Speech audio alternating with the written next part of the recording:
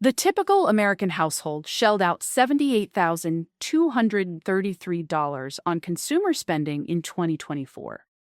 That was up 5.1% from the year before. Meanwhile, wages only climbed 3.8%. So yeah, the math is ugly. Spending is rising faster than income. Every year, the distance between what life costs and what people can realistically afford gets a little wider. And here's the part that makes it even worse. A big slice of that spending goes to things that used to be reasonable buys, but totally aren't anymore. Stuff that once felt normal has quietly turned into a money trap. The value disappeared, but the price kept climbing. And no, this is not just inflation. Companies got smarter about pricing. Subscriptions multiplied like rabbits. Fees got layered on top of other fees. The economy people thought they understood 5 years ago is not the same economy anymore. Some purchases that used to feel harmless now look a lot like financial self-sabotage. The numbers have changed so much that keeping the same old spending habits can seriously mess with your ability to build wealth. So in this video, we're breaking down 12 things that are no longer worth your money in 2026. Some of these will be obvious. A few might catch you off guard. But every single one of them is quietly draining bank accounts while giving people less and less in return. And step one to keeping more of your money is knowing exactly where it's leaking out. Number 1, food delivery apps. Postmates, Seamless, Caviar. These apps change the way people eat. They also change the way people overpay for dinner. And once you actually look at the numbers, it gets pretty brutal. Delivery platforms take a huge cut from restaurants, usually somewhere around 15 to 30% per order. Restaurants are not just eating that cost out of kindness. They push it right back onto customers through marked up menu prices. A lot of research shows that app prices are often about 25% higher than the exact same meal bought in person. And that's before the extra charges even show up. Then you get hit with the delivery fee, service fee, low order fee if you didn't spend enough, tip, and sometimes an extra surge charge when demand spikes. So that $13 rice bowl you could have grabbed yourself somehow turns into $24 because somebody else drove it across town. That's basically an 85% markup for convenience. And the gap keeps getting worse. Prices on these apps have kept climbing since 2023, which means regular users are getting squeezed harder every year. Ordering once in a while? Fine. Making it a weekly routine? That's where the math starts looking insane.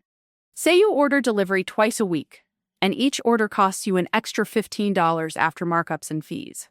That's $1,560 gone every year just to avoid a short drive or a quick pickup. Put that kind of money into investments over a couple decades, and suddenly your takeout habit starts looking a lot more expensive than it felt in the moment. And these companies know exactly how to keep you spending. The apps are built to remove friction. The loyalty memberships make you feel like you're saving money, when really they're just nudging you to order more often so the habit sticks. In 2026, the math really does not work for regular use. An occasional emergency order? Sure.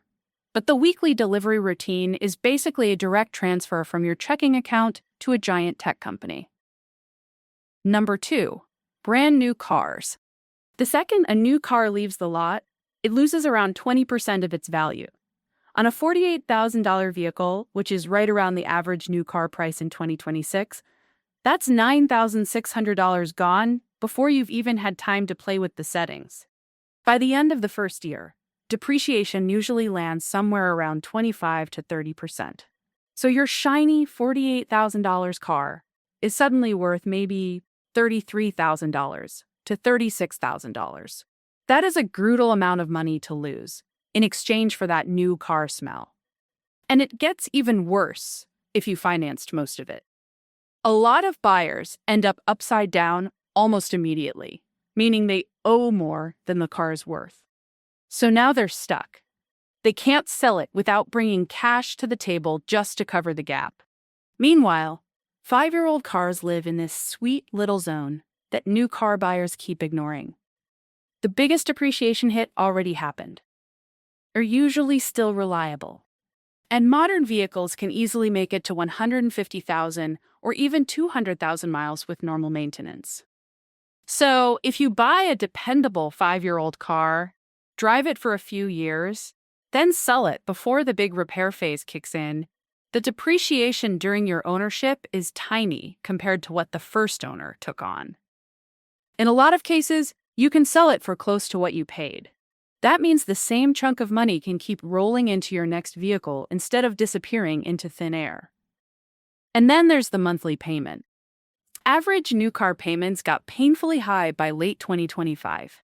That's thousands and thousands every year before you even touch insurance, gas, or maintenance. Someone who buys used in cash skips that whole burden and can redirect a huge amount of money toward actual investing. And this is one of those things wealthy people understand really well. Most millionaires are not out here racing to buy brand new luxury cars every few years. They treat cars like tools, not trophies. Transportation is supposed to get you places. It is not supposed to quietly wreck your balance sheet. In 2026, new cars are one of the easiest ways to burn money while pretending you made an upgrade. Number 3. Sit-down restaurants. Restaurant prices have jumped hard since 2019. In a lot of places, a basic burger at a casual dine-in spot is now $16 to $22. Add a cocktail and maybe an appetizer, and suddenly one person is spending close to $40 before tip. Two people going out for a decent dinner can hit $100 to $140 without even trying that hard. Not that long ago, the same night out might have cost half that. That's the issue. The value flipped. Prices shot up, portions got smaller, and the experience did not improve. Honestly, in a lot of cases, service got worse because restaurants are still dealing with labor shortages and higher operating costs. And drinks are where the markup gets really ridiculous. A $15 margarita might contain a few dollars of ingredients. A fountain soda that sells for $4 costs next to nothing. Tea, sparkling water, after-dinner coffee, all of it is massively marked up because beverage profits are doing a lot of the heavy lifting. Then you add the time factor. A sit-down dinner can easily eat up 90 minutes to 2 hours. You could make something better at home in 30 minutes for a fraction of the price. Now, this does not mean never go out. Celebration dinners still make sense. Date nights can absolutely be worth it. Sometimes you are paying for the experience, not just the food, and that's fine. But the weekly restaurant habit a lot of households keep, that's where it starts getting irrational. A family spending $200 a week eating out can blow through more than $10,000 a year. That same family could cook seriously good meals at home for far less, save thousands, and probably eat better in the process. Restaurants know traffic is softer. And instead of winning people back with better value, a lot of them just keep raising prices on the customers who still show up. It's a rough cycle, and consumers are the ones eating the bill. Number 4. Streaming bundles. Streaming is supposed to save everybody money. Cancel cable, grab one cheap app, watch whatever you want. Cute idea. That version of streaming is long gone. Now you've got one platform charging for the basic plan, another charging extra for no ads, another locking premium shows behind a pricier tier, and somehow people wake up one day with 6 or 7 subscriptions hitting their card every month. Add them all together, and it's very easy to end up spending over $100 a month. That's more than a lot of people used to pay for cable. And the whole system is designed that way. One hit series sits on one service. A movie you want is somewhere else. Live sports are on another platform entirely. Every company is trying to build just enough exclusivity to keep you from canceling. So they basically rebuilt cable, except this time the charges are spread out and disguised as separate little decisions. The average household now keeps multiple streaming services active at once. And most people are paying way more than they realize, because the subscriptions blend into the background. The smart move is simple, even if people hate doing it. Keep one service at a time. Watch what you want, cancel it. Move to the next one. Rotate. You still get access to all the content, just not all at once. That one little habit can slash your monthly entertainment cost down to something reasonable. Streaming in 2026 only works financially if you stop playing the game exactly the way they designed it. Number 5, fast food. Fast food used to mean cheap, quick, and not amazing for you, but at least it was affordable. Now, it's quick, still not great for you, and somehow weirdly expensive. A combo meal at one of the big chains can run $12 to $15 in a lot of markets. A sandwich place, a burrito spot, a chicken chain, they've all pushed prices way up. Even the places that used to be the budget option are not really cheap anymore. And once the low-cost part disappears, the whole value proposition falls apart. Nobody ever thought fast food was a health investment. The trade-off was convenience and low price. But if you're now paying $14 for a drive-through meal, in 2004, you could have made something better at home with actual ingredients for about the same amount. A simple meal at home can take 15 or 20 minutes. That's not some huge difference. The bigger issue is how much the habit costs over time. A person eating fast food regularly can burn through thousands a year on meals that are overpriced, low in quality, and not doing their health any favors. That's a pretty bad deal all around. Fast food made sense when it was actually cheap. In 2026, the prices are high enough that it fails almost every value test. Number 6, the newest tech releases. The latest smartphone costs around $1,200. It takes slightly nicer photos, it opens the same apps, it sends the same texts. It plays the same videos. For most people, the actual day-to-day experience is almost identical to what they already had. That's the issue. The upgrade gap has gotten tiny, but the price tag is still huge.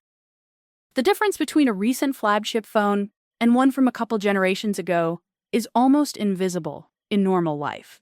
Social media still works, maps still work, messages still work, email still works. Most users are not doing anything that requires bleeding-edge hardware. But every year, millions of people talk themselves into replacing a perfectly functional device because the new one is a little thinner, a little brighter, or has one extra hammer trick they'll use twice. And the whole system pushes that behavior. Software support gets tighter. Battery replacement feels annoying. Repair costs get high enough that replacement starts to seem reasonable. The ecosystem is designed to make constant upgrading feel, and that's the problem. The cost is held fast when the service is released. Same thing with tablets, laptops, TVs, wireless earbuds, all of it. The marketing is aggressive. The improvement is often minor. The smart move is buying 1 or 2 generations behind, especially refurbished. A slightly older premium device often costs half as much and does 95% of the exact same stuff. For regular users, that performance difference is basically invisible. When people keep chasing the newest gadget every 2 years, they're bleeding money for improvements they barely notice. Over time, that adds up to a ridiculous amount of lost investing power. Number 7, expensive weddings. The average American wedding is now around $35,000 for one day, one event, a few hours. And yes, weddings matter. The commitment matters. The memories matter. But that does not automatically make the spending smart. Money stress is one of the biggest relationship problems there is. So starting married life by draining savings, stacking debt, or delaying important goals just to throw one giant party is not exactly a strong financial foundation. And the wedding industry knows how to pull this off beautifully. The second something gets labeled wedding, the price jumps. Cake, flowers, photos, venue, makeup, decor, all of it suddenly becomes more expensive because the industry knows people are emotional and willing to overspend. You're often not paying more for better quality. You're paying more because they know the occasion makes people less price sensitive. And there's a reason this topic comes up so often in personal finance. Huge wedding spending does not guarantee happiness. It definitely does not guarantee a stronger marriage. In fact, overspending can create pressure right out of the gate. A meaningful wedding does not require financial damage. Small ceremonies count, backyard receptions count, city hall counts. A beautiful day with people you love does not need to come with years of financial cleanup afterward. Now, if somebody can easily afford a $35,000 wedding, fully in cash, without touching retirement contributions or emergency savings, that's their business. Spend what makes you happy. But if that money is going on cards, killing your down payment fund, or wiping out your cushion, then you're trading long-term peace for one very expensive day. The photos are lovely, they just don't compound. Number 8, luxury travel. Travel costs have climbed a lot since 2019. Flights are more expensive, hotels are more expensive, food on vacation is more expensive, activities are more expensive. A domestic trip for two can easily hit $4,000 to $6,000 once you add everything up. Big theme park vacations for families can run into the 5-figure range frighteningly fast. And for a lot of households, that kind of trip eats up an enormous slice of annual income. Now, travel absolutely has value. Experiences can be worth way more than stuff. Seeing new places, meeting different people, breaking routine, those things can genuinely enrich your life. This is not anti-travel. It's anti-travel you can't afford. That's the line.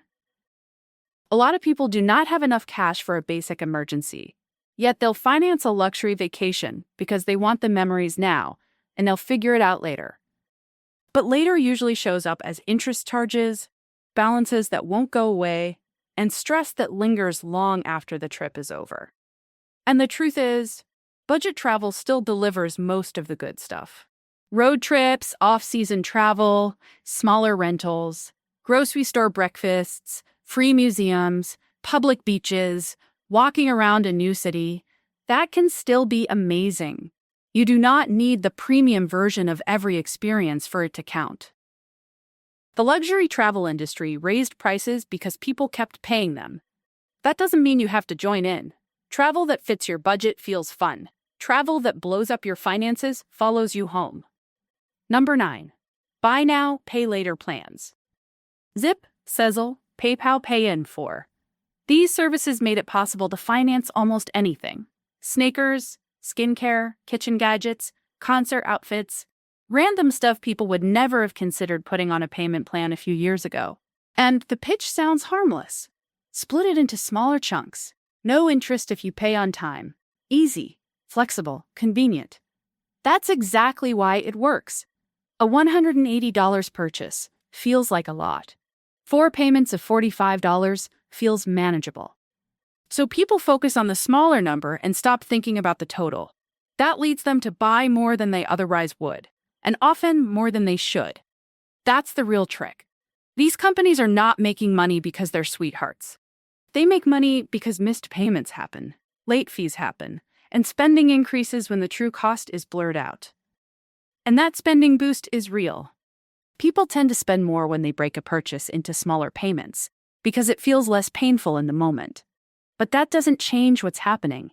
It is still debt. It is still future income being committed to current consumption. And when enough little payments pile up, the whole thing stops feeling manageable very fast. The old rule still holds up pretty well. If you can't comfortably pay cash for a non-essential item, you probably can't afford it. There are obvious exceptions for things like homes and sometimes vehicles. But financing eyeliner, jackets, or countertop appliances? That is consumption debt, and it's usually a bad move. These companies built their business on the gap between what people want right now and what they can actually pay for today. That should tell you everything.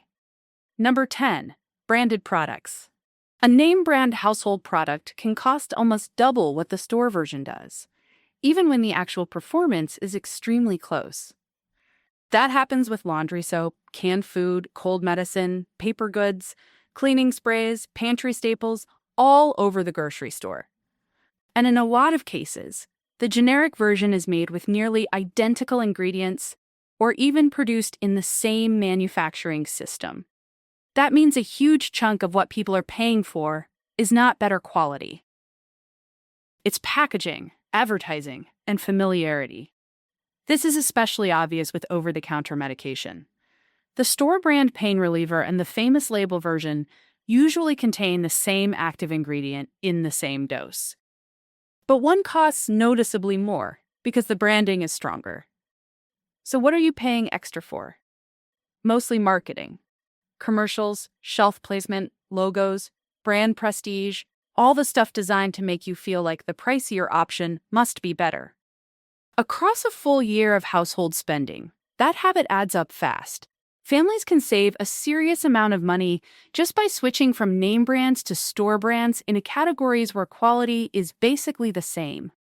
And then there's fashion, where the markup gets even more wild. A plain sweatshirt with a designer label can cost hundreds more than a similar one without the logo. The material difference is often nowhere near big enough to justify the gap. You're mostly paying to wear the brand status on your chest. Status spending is not new. What changed is how extreme the markup became and how comfortable companies are with charging it. Number 11. Subscription boxes. Subscription boxes went from cute little novelty to a massive industry. Beauty boxes, snack boxes, pet boxes, hobby boxes, grooming boxes, book boxes, clothing boxes, basically a mystery package for every possible interest. And the business model is sneaky smart because it leans hard on anticipation. People love opening surprises. The excitement before the box arrives can feel better than whatever's actually inside. That's part of the appeal. But financially, the math is usually weak. A lot of these boxes cost $25 to $50 a month, sometimes more. And the stuff inside is often worth less than what you paid, or it includes filler items you never would have picked for yourself. That's how the company keeps its margins healthy. So you're paying premium pricing for a bunch of maybe useful things chosen by someone else. And then there's the cancellation problem. These services know inertia is powerful. A lot of subscribers lose interest, but keep paying because canceling is annoying, or because they forget, or because they tell themselves the next box might be better. Meanwhile, the charges keep landing, and unopened boxes start collecting dust. The whole model is built around urgency and FOMO. Limited editions, exclusive items, members-only releases. All of it is meant to trigger that little fear of missing out. If you truly want certain products, buying them directly is usually cheaper. If you mostly enjoy the surprise, then fine, but call it what it is. You're paying for entertainment, not value. Subscription boxes are not some clever savings hack. They're recurring revenue machines dressed up like fun little gifts. Number 12. Premium coffee drinks. A fancy seasonal latte can cost $7 to $9 now. Even a basic coffee shop drink gets expensive fast once you add flavored syrup, cold foam, non-dairy milk, or an extra shot. Meanwhile, making coffee at home can cost well under $1 per cup, even with good beans. That gap is huge. A daily $6 coffee habit adds up to $2,190 a year. That's $1,082.50 every month, going to caffeine and convenience. Brew at home for around 50 cents a cup, and your yearly cost drops dramatically. That difference can easily be more than $2,000 a year. And once you look at what that money could become if it were invested instead, the habit starts looking a lot less cute. Over a long working life, a daily coffee shop routine can quietly represent a serious chunk of wealth. Now, to be fair, coffee shops are not just selling coffee. They're selling atmosphere, routine, convenience, and a little identity. And that's okay. People are allowed to spend on things they enjoy. But most people did not make that decision consciously. They formed the habit first and never sat down to ask what it was actually costing them over time. If your daily coffee run truly adds enough joy to justify the expense, cool. But at least know the price of that choice. Because in 2026, the things draining people's money all tend to share the same pattern. They play on convenience, image, psychology, and autopilot behavior. They got more expensive while giving less back. And they rely on one thing above all: people not doing the math. Once you do the math, everything starts looking different. Every category in this video can cost people thousands a year. Stack a few of them together, and suddenly you're talking about $10,000 to $20,000 in spending that creates almost no lasting value. That same money, invested consistently, could build real financial security, real options, real freedom.